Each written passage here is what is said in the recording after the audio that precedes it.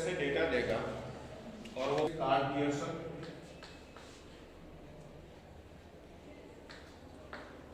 और एक rank correlation होता है।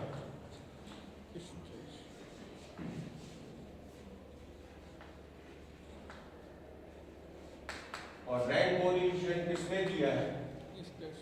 स्पीयर्स में। It is denoted by Karl Pearson is denoted by R and it is denoted by rho. Correlation coefficient निकालने का जो तरीका मैंने आपको बताया था, Karl Pearson coefficient that is equals to R summation xy minus n summation xy minus summation x summation y upon under root n summation of x square minus summation x का square into under root n summation of y square minus summation y का square। क्या आप इस problem को इस method से करना पसंद करेंगे? कर लोगे? कर तो लेंगे लेकिन लंबा डेटा देखो कॉम्प्लिकेटेड है। तो स्टैटिस्टिक्स ने इसको आसान कर दिया, ठीक है। इसने क्या किया? मीन लिया। मीन कैसे कैलकुलेट करोगे? समेशन x अपॉन n, तो x का मीन आ गया, summation y upon n, y का मीन आ गया। तो आप इसका टोटल करेंगे, इसका टोटल करेंगे और divide by 1 2 3 4 5 6 7 8 9 10 11 divide by 11 mean calculate कर लोगे। तो फॉर्मूले को थोड़ा सा चेंज कर देते हैं। क्या? जहाँ x है वहाँ x माइनस x बार, जहाँ y है वहाँ y minus y bar. So the new formula for correlation coefficient will be n summation x minus x bar into y minus y bar minus summation x minus x bar into summation y minus y bar। कोई फर्क नहीं है ना? Upon under root n summation x minus x bar का square minus summation x minus x bar का whole square under root n summation y minus y bar का square minus summation का square. क्या फर्क है बताओ? उसमें इसमें कोई फर्क है? सिर्फ x की जगह कौन आ गया? x minus x bar, y की जगह कौन आ गया? y minus. क्या हम मीन कैलकुलेट कर सकते हैं? क्या आपने कैलकुलेट कर लिया? कितना आया? x का मीन कितना आया? 65 पॉइंट में आ रहा है। पॉइंट में आ रहा है। नहीं तो ढंग से चेक करो।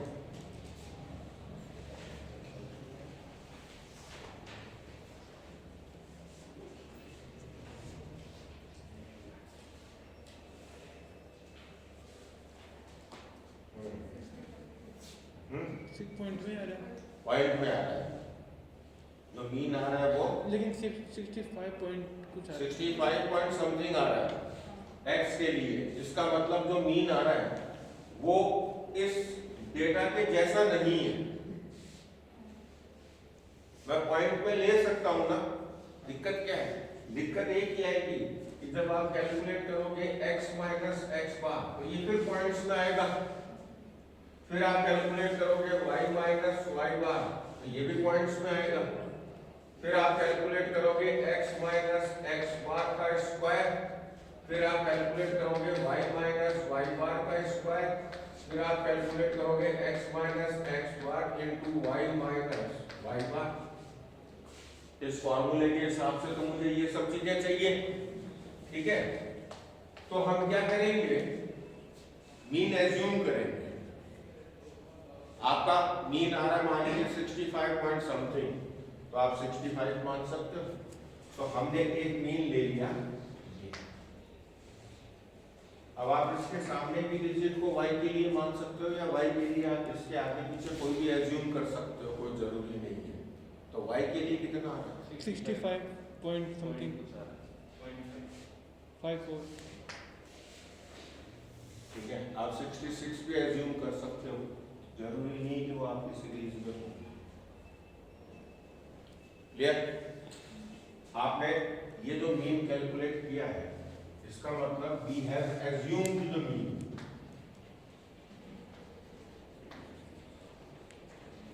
और एक होता है एक्चुअल मीन। इन दोनों की वजह से फॉर्मूले में क्या फर्क पड़ेगा वो अभी हम देख लेते हैं। तो आपका मीन है 65, तो x माइनस एक्स बार, तो 45 minus 65 minus 20, 55 minus 65 minus 10, 56 minus 65 9, minus का 7, माइनस का 5, 0, 3, 5, then 10, then 15 and then 20। इसका टोटल कीजिए।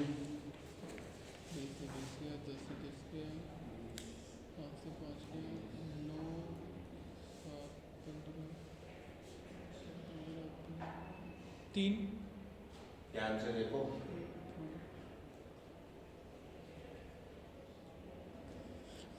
ये तो माइनस का 30, 39, 46, 51 माइनस का, और ये 8, 18, 33 और 53, तो कितना है?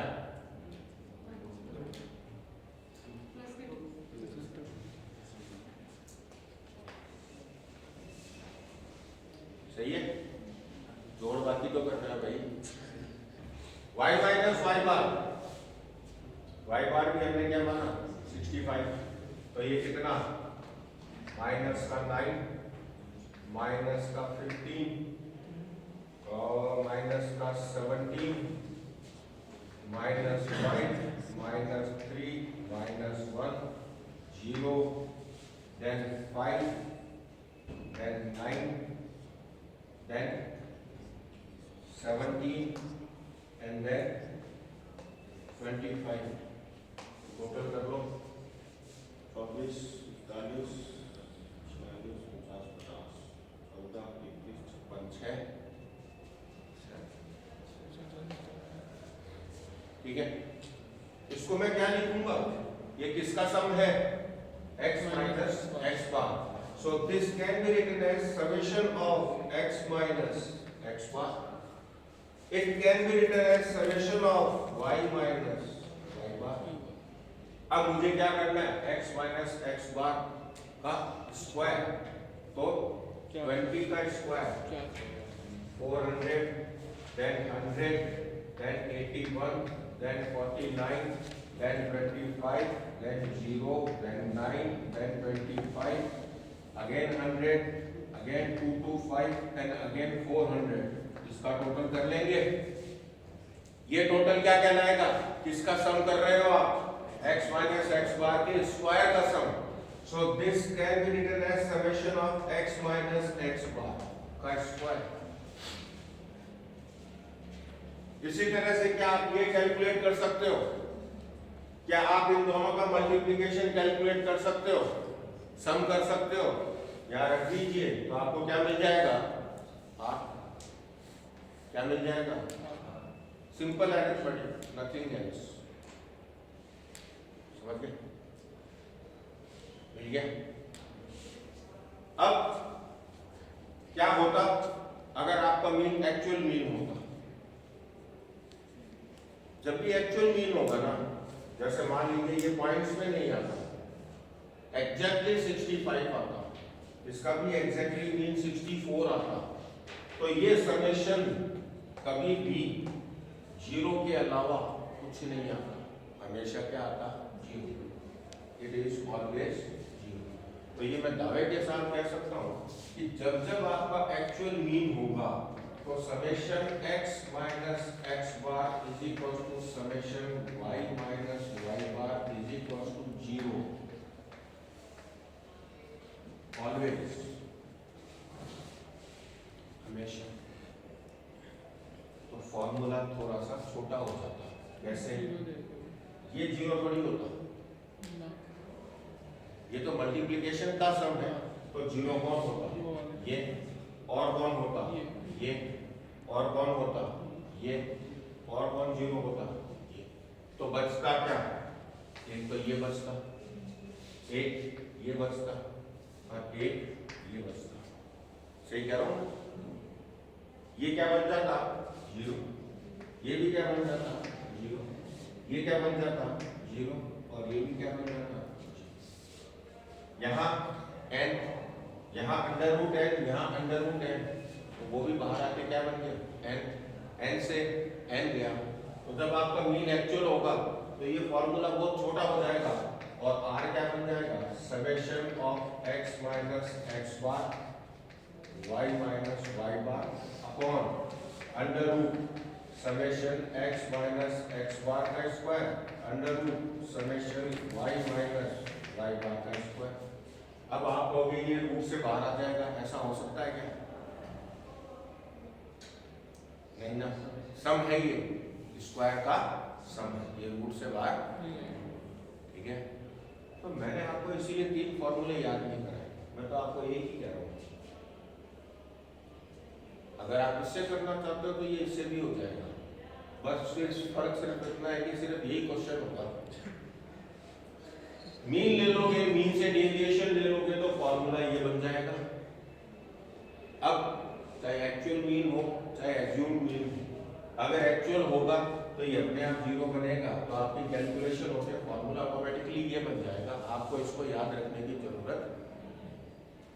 और अगर आपका मीन एज्यूम्ड मीन होगा तो ये जीरो हो भी सकता है, नहीं भी हो सकता, कोई गारंटी नहीं। समझ गए बात? ये कोरिलेशन है, डेटा के बीच में कोरिलेशन कैसा है, डेटा के बीच में कैसा संबंध है। तो x बढ़ रहा है बढ़ रहा है बढ़ रहा है, बीच में कम हुआ नहीं हुआ, बढ़ता ही जा रहा है। y बढ़ा कम हुआ फिर बढ़ा फिर बढ़ा फिर बढ़ा फिर बढ़ा फिर बढ़ा फिर बढ़ा, बढ़ता ही जा रहा है। एक जगह कम हुआ यहाँ पे, बाकी लगभग बढ़ता ही जा रहा है। टोटल डेटा कितने? 11 में से 9 बार ऐसा हुआ कि ये बढ़ता ही जा रहा है, 2 बार ऐसा हुआ कि घटता जा रहा है। तो जो कोरिलेशन कोएफिशिएंट है वो लगभग 0.8 से ज्यादा ही आएगा, कैलकुलेट करके देख लेना, वो 0.8 से ज्यादा ही आएगा। जो भी आप कोएफिशिएंट कैलकुलेट करेंगे आप, वो -1 और 1 के बीच में होगा। 0.5 से कम आता है तो पुअर कोरिलेशन, अच्छा नहीं है, चाहे नेगेटिव हो चाहे पॉजिटिव हो। 0.5 से 7.5 के बीच में आता है, 0.75 तो मॉडरेट है, और 0.75 से ज्यादा आता है तो अच्छा माना जाता है। 75%, 80% का मतलब क्या हुआ कि डेटा जो है वो वेल क्लस्टर्ड है, पास पास है और अच्छा कोरिलेशन है, मतलब x के बढ़ने के साथ साथ y भी लगभग ज्यादातर केस में बढ़ ही रहा है। अगर 0.5 से कम आ रहा है इसका मतलब x बढ़ता जा रहा है, तो y कभी बढ़ रहा है कभी घट रहा है, फिर बढ़ रहा है फिर घट रहा है फिर बढ़ रहा है फिर घट रहा है। ठीक है, एग्जाम में कई बार शॉर्ट क्वेश्चन पूछा जाता है कि कोरिलेशन निकालने के तरीके कितने हैं, तो आपके पास दो तरीके हैं। पहला तो स्कैटर्ड डायग्राम से, ग्राफिकल मेथड से। ग्राफिकल मेथड में क्या करूंगा, x के लिए y प्लॉट करता जाऊंगा, जैसे मैंने कल बताया था, तो पॉइंट बनेंगे, उससे ये तो पता चल जाएगा कि पॉजिटिव कोरिलेशन है कि नेगेटिव कोरिलेशन है ना। लेकिन कोई बहुत बढ़िया आइडिया नहीं लगता, पॉइंट्स बहुत पास हो तो हम कह सकते हैं गुड कोरिलेशन, पॉइंट्स दूर होंगे तो पुअर कोरिलेशन। क्लियर? लेकिन जो उससे बढ़िया तरीका है वो क्या है, कोरिलेशन कोएफिशिएंट निकालना। तो कोरिलेशन कोएफिशिएंट निकालने के आपके पास 1, 2, 3 तरीके। It is applicable only when we have actual mean. Actual mean का मतलब जैसा डेटा दे रखा है वैसा ही मीन आ रहा है। मान लीजिए डेटा पॉइंट्स पे है तो मुझे मीन भी पॉइंट्स पे चाहिए ताकि ये कैलकुलेशन राउंड ऑफ हो जाए। अगर डेटा पॉइंट्स पे नहीं है तो मुझे मीन पॉइंट्स पे नहीं चाहिए। मीन आप कोई भी एज्यूम कर सकते हो, मिडिल पॉइंट एज्यूम कर सकते हो, मैं 60 भी एज्यूम कर सकता हूँ, मैं 68 भी कर सकता हूँ, मैं इसके लिए 64 भी कर सकता हूँ। स्टैटिस्टिक्स का ये फायदा है, आपके आर में कोई फर्क नहीं पड़ेगा, समझ गए। और अगर मैं बिना मीन कैलकुलेट किए डायरेक्ट करता हूँ तब भी मेरे पे आर पे कोई फर्क नहीं पड़ेगा। मीन कैलकुलेट करने से क्या हुआ, हमारी कैलकुलेशन छोटी हो गई। मीन से डेविएशन लेने से फायदा क्या हुआ, हमारी कैलकुलेशन कंपैरेटिवली छोटी हो गई, आसान हो गई। ठीक है। अब जो बेसिक फॉर्मूला इसका था आर का, वो क्या था, बेसिक फॉर्मूला आर का ये था कि this is equals to covariance between x and y upon standard deviation in x into standard deviation in y. तो आप कहेंगे कि इससे ये कैसे बना, इसका मतलब आप मुझसे पूछेंगे सर कोवेरियंस का फॉर्मूला अलग बताओ, स्टैंडर्ड डेविएशन x का फॉर्मूला अलग बताओ, स्टैंडर्ड डेविएशन y का फॉर्मूला अलग बताओ। तो मैं आपको वो दोनों फॉर्मूले अलग अलग बता रहा हूँ। जब आप वो दोनों फॉर्मूले यहाँ रखेंगे तो अल्टीमेटली यही बनेगा, चाहे वो इसके लिए बताऊं चाहे वो इसके लिए बताऊं। इसमें फर्क क्या है, x की जगह x minus x bar, y की जगह y minus y bar.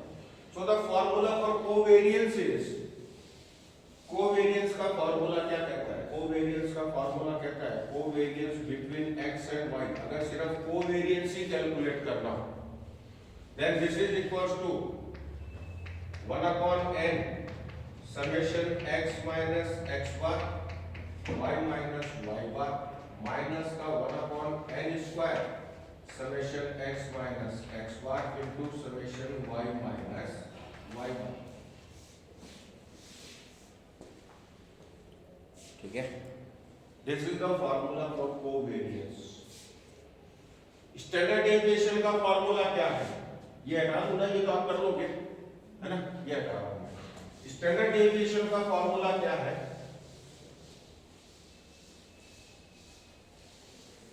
Standard deviation for x is equal to under root 1 upon n summation x minus x bar का स्क्वायर माइनस 1 अपॉन n का square summation x minus x bar का whole square. y के लिए क्या होगा, x की जगह कौन आ जाएगा, y।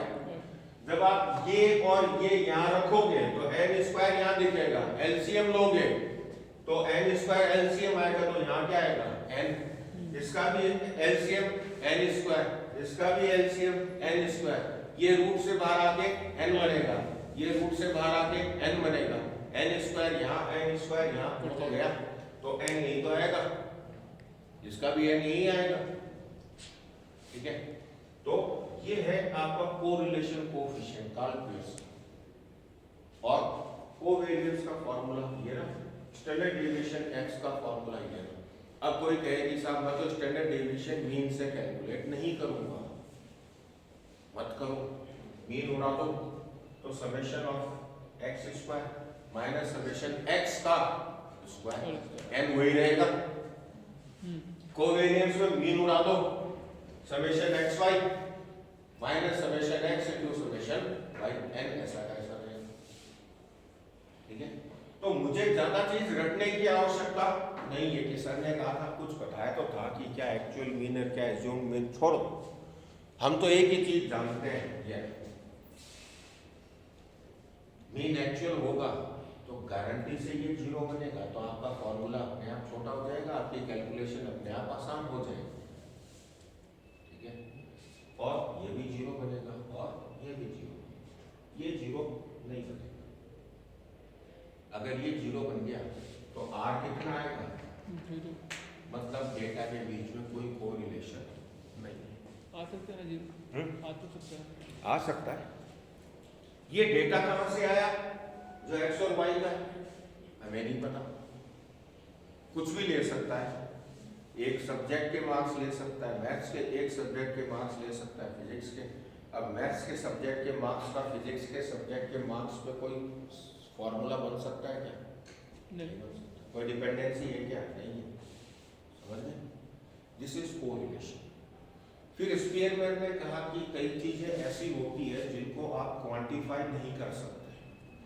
क्वांटिफाई करने का मतलब है जिसको नंबर अलॉट कर दिया, जैसे वेट है, वजन है, तो आप वजन जैसे ही आप कांटे पे देखते हो तो आपको पता चल जाता है ना 65 केजी है या 64 केजी है, इसका मतलब आपने वेट को क्वांटिफाई कर दिया। लेकिन किसी का आईक्यू लेवल है, इंटेलिजेंस ही है, उसको आप जज कर सकते हो, उसको क्वांटिफाई नहीं कर सकते। जैसे बहुत सारे ब्यूटी कॉन्टेस्ट होते हैं तो उसमें अलग अलग पैरामीटर्स पे वो मार्क्स देते हैं, रैंकिंग करते हैं, ठीक है। तो जिन चीजों को आप क्वांटिफाई नहीं कर सकते, उन चीजों को अगर आपको कोरिलेट करना हो तो रैंक कोरिलेशन हम यूज करते हैं। उसमें डेटा की रैंकिंग करते हैं और रैंकिंग का डिफरेंस लेते हैं और डिफरेंस लेके हम कोरिलेशन कोएफिशिएंट कैलकुलेट करते हैं, ठीक है। उससे पहले यहां तक किसी को कोई डाउट हो तो